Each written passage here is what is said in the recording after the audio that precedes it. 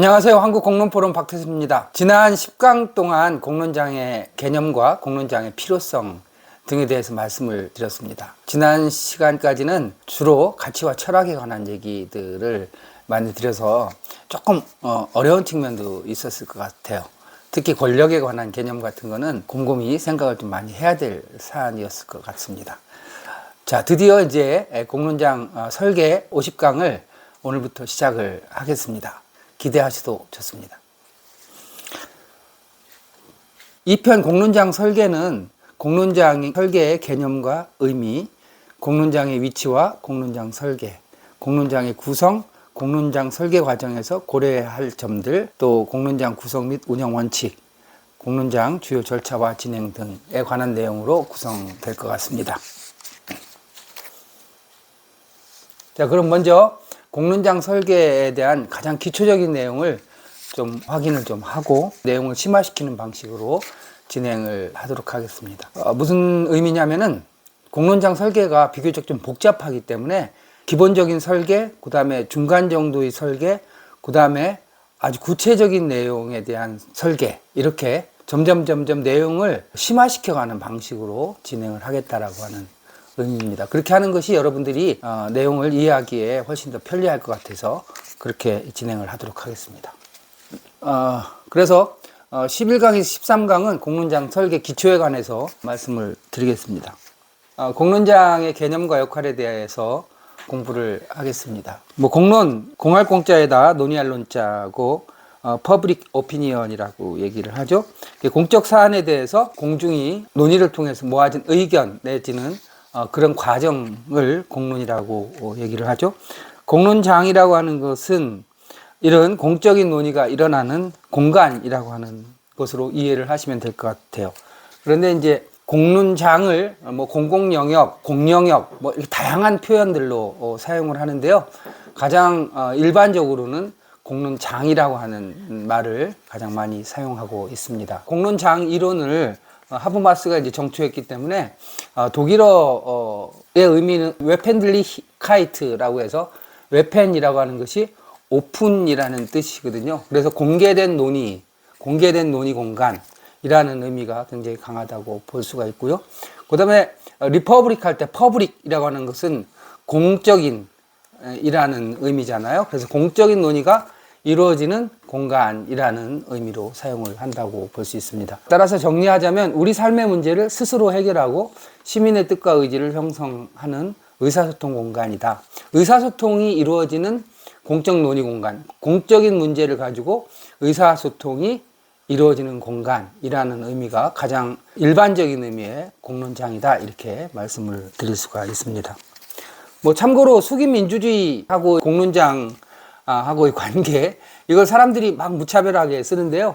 이 수기민주주의는 민주주의의 한 가지 방법을 얘기하는 거죠. 우리가 직접민주주의, 대의민주주의, 수기민주주의, 경합민주주의, 이렇게 다양한 민주주의의 형태가 있는데요. 그 중에 이제 이 수기민주주의는 민주주의 중에서 딜리버레이티브, 수기를 굉장히 강조하는 민주주의다. 참여민주주의라고 하는 것이 대의제를 보완하기 위해서 참여를 굉장히 강조하는, 그래서 다양한 결사체 멤버들이라든지 다양한 위원회, 협의회를 구성하는 방식으로 민주주의를 보완했다면, 이 수기민주주의는 민주주의의 결함을 내지는 민주주의의 부족한 점을 보완하기 위한 방법으로 이 수기성을 강화한 민주주의라고 볼 수가 있고요. 그런 점에서 보면 이 수기민주주의에서 공론장은 굉장히 중요한 요소가 된다, 이렇게 볼 수가 있는 거죠. 자, 공론장의 개념을 조금 넓은 의미와 조금 좁은 의미로 이렇게 구분해서 살펴볼 수도 있을 것 같습니다. 넓은 의미는 앞서 말씀드린 것처럼 공적 사안에 대해서 공론을 형성하기 위해서 모이는 구체적인 추상적인 공간이다, 이렇게 말씀을 드린다면, 좁은 의미로는 삶의 영역에서 삶의 주체들이 자신들의 문제에 대해서 뜻과 의지를 형성하는 공간이다. 그러니까 삶의 공간에서 만들어지는 공론 공간을 좁은 의미의 공론장이다, 이렇게 말씀드릴 수 있고, 좁은 의미뿐만 아니라 대단히 현실적인 의미다, 이렇게 말씀드릴 수가 있을 것 같습니다. 공론장의 의미를 한 3가지 정도로 정리를 할 수 있을 것 같습니다. 첫 번째는 삶의 주체들이 삶의 문제를 소통적인 논의를 통해서 뜻과 의지를 형성하는 공간. 그 다음에 의사소통을 통해서 차이를 인식하고 상호 이해를 바탕으로 책임감과 공통 과제를 도출하는 과정이라고 말씀드릴 수가 있고요. 그 다음에 체제에 대한 일방적인 침탈을 방어하고 의사소통 권력을 창출하는 공간이다. 이 세 번째가 조금 무슨 뜻인지 어려우실 것 같은데요. 올해 상반기에 제가 60강에 걸쳐서 공론장과 민주주의에 대한 내용을 강의를 했는데, 이전 강의에 구체적으로 강의 내용이 있으니까요. 그 부분을 참고하시면 더 좋을 것 같고, 일단 여기서는 공론장이라고 하는 것이 단순한 논의 공간이 아니라 논의 결과를 현재의 법이나 제도에 어떻게 구체적으로 반영할 것이냐라고 하는 문제까지를 고민하는 공간이다. 단순한 토론 공간이나 단순한 논의 공간을 넘어서서 공적 문제를 어떻게 현실화할 것인가 라고 하는 문제를 가지고 그 현실화를 위해서 현실화를 전제로 논의하는 공간이다 라고 하는 점에 있어서 큰 특징이 있다, 이렇게 볼 수 있습니다. 다시 정리해서 말씀드리자면, 공론장은 삶의 영역에서 삶의 주체들이 함께 모여서 공적 논의를 진행해 가는 공간이자, 그것을 어떻게 국가나 체제에 구체적으로 반영할 것이냐, 현실화시킬 것이냐 라고 하는 것까지를 모색하는 공간이다, 이렇게 이해를 해주시면 될 것 같습니다. 따라서 공론장이라고 하는 것은 공론장과 권력에 대해서 공부한 것처럼, 공론장은 단순히 이렇게 사회적인 영역에 머무르거나 아니면 정부나 이런 데서 시도하는 소위 공론화와 같이 행정적인 프로세스의 일환이 아니고, 공론장이라고 하는 것은 삶의 주체들이 공론장이라는 것을 통해서 뜻과 의지를 형성하고 이것을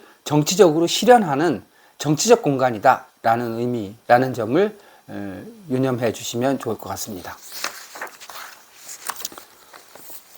자, 공론장은 어떤 역할을 할까요? 공론장의 역할은 크게 세 가지 정도로 얘기할 수 있는데요. 첫 번째는 생활민주주의 학습 및 훈련 공간이다, 이렇게 말씀을 드릴 수가 있습니다. 그래서 소통을 통해서 상대에 대한 관심과 상호 이해를 증진하는 공간이자, 시민이 삶의 주체임을 확인하고 책임을 공감하는 공간이다, 이렇게 볼 수가 있습니다. 그 다음에 자율적인 문제 해결 공간이다, 이렇게 볼 수 있습니다.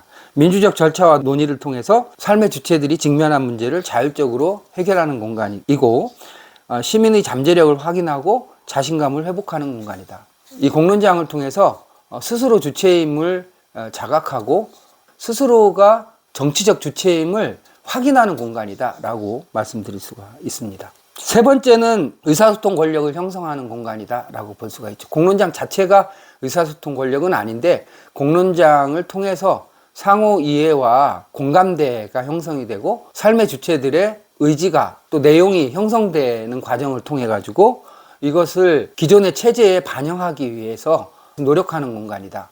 의사소통 권력이라고 하는 것은 공론장에서 만들어진 삶의 주체들의 뜻과 의지를 현실 세계 속에서 법과 제도로 전환하는 과정에서 발현되는 힘, 이것을 의사소통 권력이라고 하고, 그 공간에서 이루어지는 논쟁, 논의를 담론이라 한다, 이렇게 말씀을 드렸잖아요.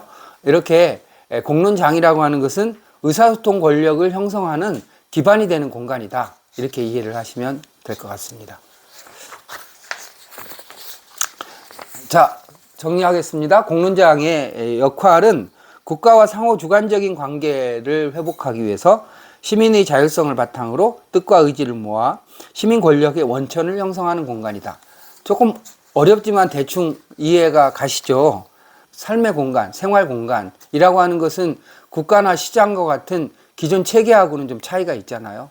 기본적으로 운영 원리라고 하는 것에 있어서도 국가나 시장은 효과성, 효율성을 굉장히 강조한다면, 삶의 영역이라고 하는 것은 다양성과 차이를 기반으로 이루어지는 것이고, 국가 체제로부터 상당히 이렇게 다양한 특징들을 갖고 있는 공간이잖아요. 그래서 결과적으로 국가와 이런 삶의 공간 간에는 상호 긴장과 견제가 불가피한 측면이 있는 것이죠. 그래서 공론장을 통해서 삶의 영역에서의 자율성을 회복하고, 그리고 그 자율성을 기반으로 해서 시민들의 뜻과 의지를 어떻게 국가나 시장이라고 하는 체제에 반영할 것이냐 라고 하는 것을 고민하는 또 그런 과정에서 삶에 있어서의 기본적인 원리, 생활민주주의를 스스로 배우고 훈련하는 그런 공간이다. 이렇게 말씀을 드릴 수가 있습니다. 오늘 그 공론장의 개념에 대해서 공부를 했는데요. 이제는 뭐 그렇게 어렵지 않게 이해가 가실 거라고 봅니다. 좋았으면 구독과 좋아요 부탁드립니다. 감사합니다.